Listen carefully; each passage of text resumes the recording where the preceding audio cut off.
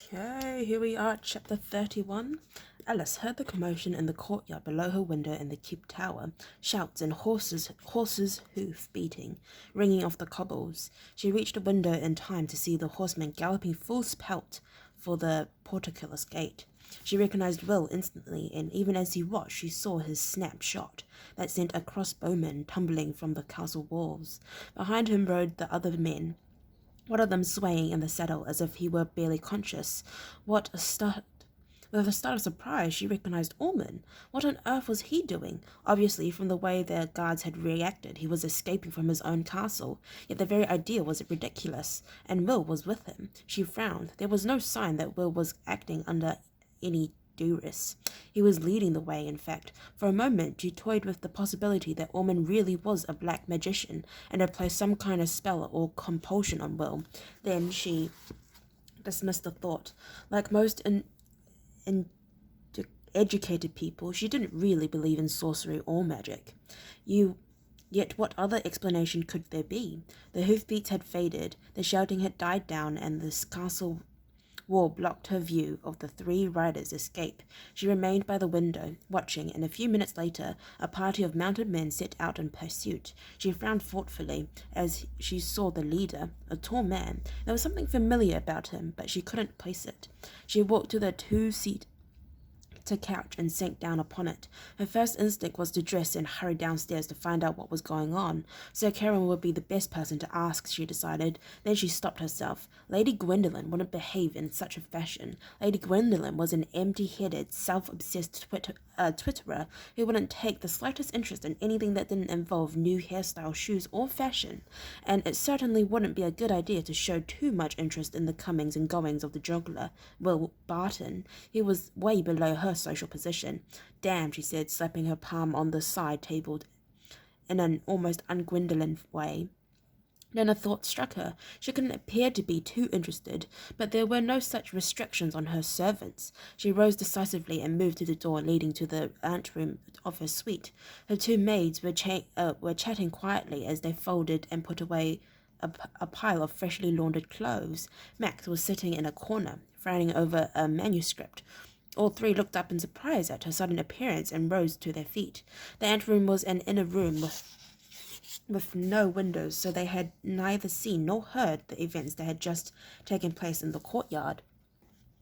She motioned impatiently for them to relax. Sit down, she said, and when they had, she would preach to them of another chair. Lord Ormond, she told them thoughtfully, just rode out of the castle with the juggler Barton. They appeared to be breaking out. The men on the castle walls were trying to stop them. A few minutes later, a party set out in pursuit.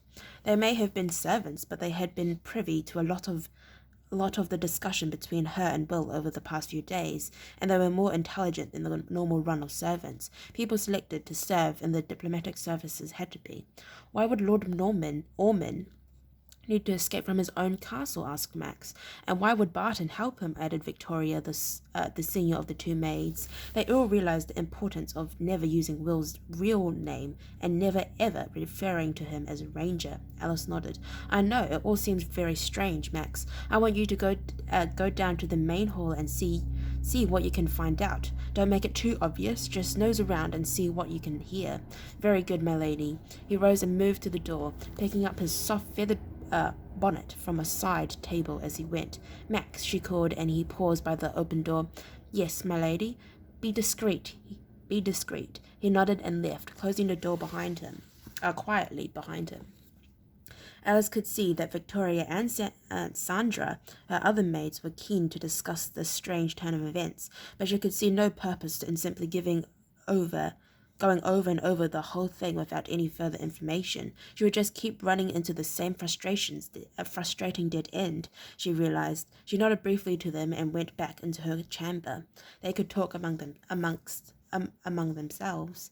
In private, she began to pace up and down the room. In spite of her intentions, she couldn't help trying to figure out what was going on. She tried to come up with scenarios that seemed credible. Perhaps Will was masquerading as an ally of Ormond's, she thought, to try to gain more information and insight into what he was up to, but she discarded the idea almost immediately. From what Will had told her of their dealings to date, there had been an instant and antipathy between him and Ormond that meant there was little likelihood that he could suddenly integrate himself with the castle lord and gain his confidence.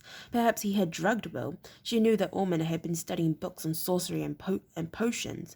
Will had told her that much, but again she discarded the idea. Will hadn't seemed to be drugged, she had already noticed he had been leading the way.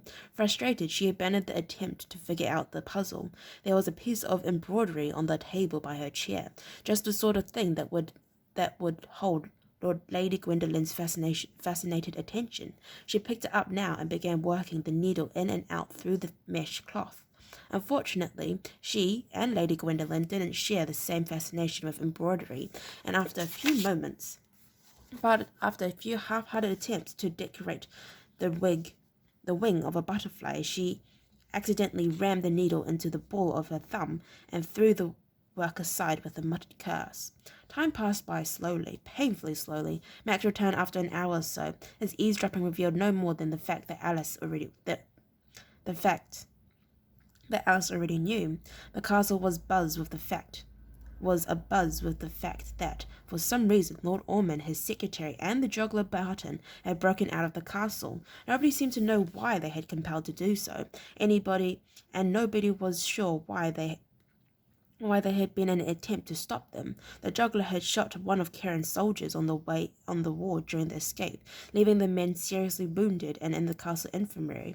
Everyone else seemed as puzzled as we were, my lady, Max told her. Alice shook her head impatiently and began pacing her chambers once more. Max, uncertain as to whether she wanted him to do anything more, coughed hesitantly. "Will that be all, my lady?" he prompted, and she turned to him apologetically. "Of course, Max, thank you. You can go." He had barely left the chamber when there was another knock.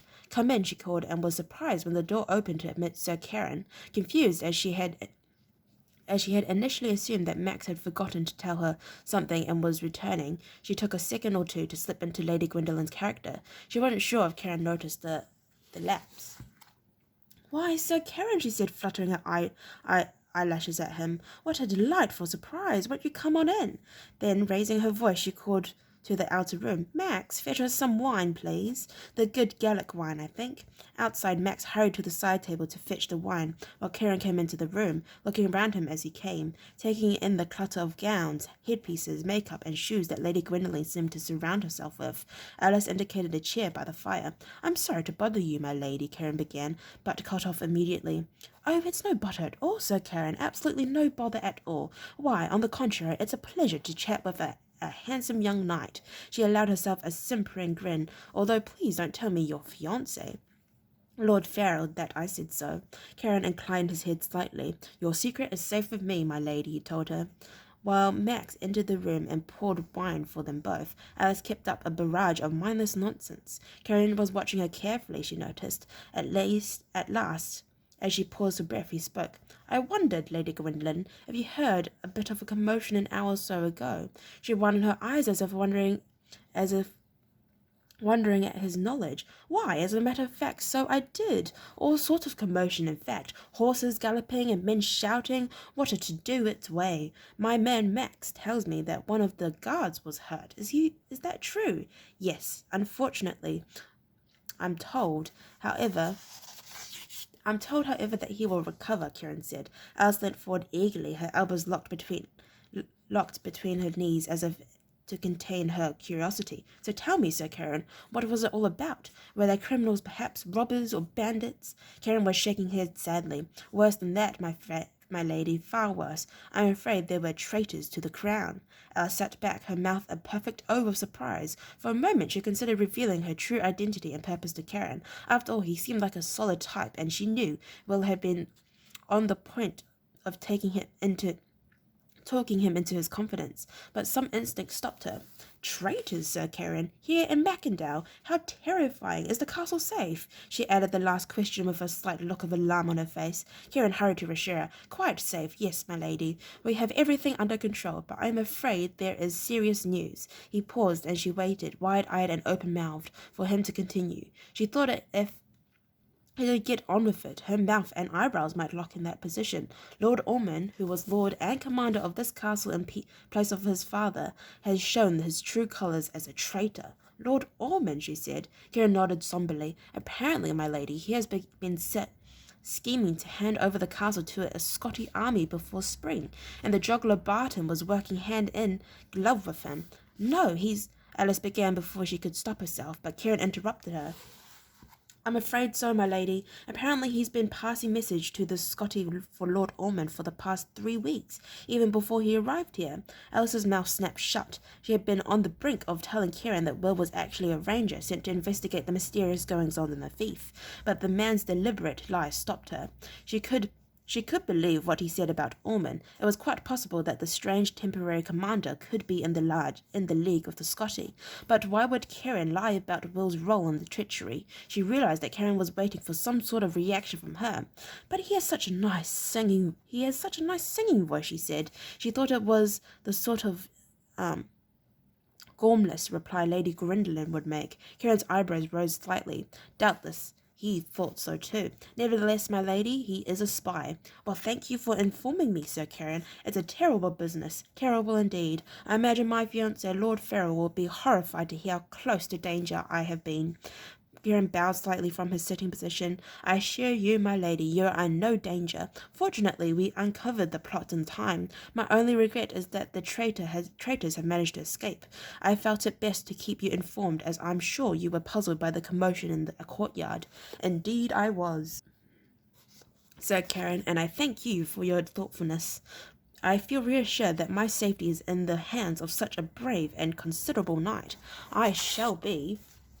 Whatever it was she would be was interrupted by a further knocking at the door. Come in, Karen called. That was a little presumptuous of him, Alice thought, and not quite in keeping with the solicitous knight who had come to reassure her. She was beginning to have doubts about Sir Karen. The door latch rattled, and the door was thrown open rather violently. A man entered, limping heavily. She could see his right thigh and had been roughly bandaged. He was obviously looking for Sir Karen. As he entered, he reported immediately. They got away, damn them. They went into that blasted forest. He turned towards Alice, and she couldn't press a start of surprise. It was John Buttle. Oh my gosh, look at that. Alright, I'd like to thank you very much for listening to read up to chapter 31. If you'd like to listen to read chapter 32, then please stay posted, and hopefully I'll see you next time. Bye-bye.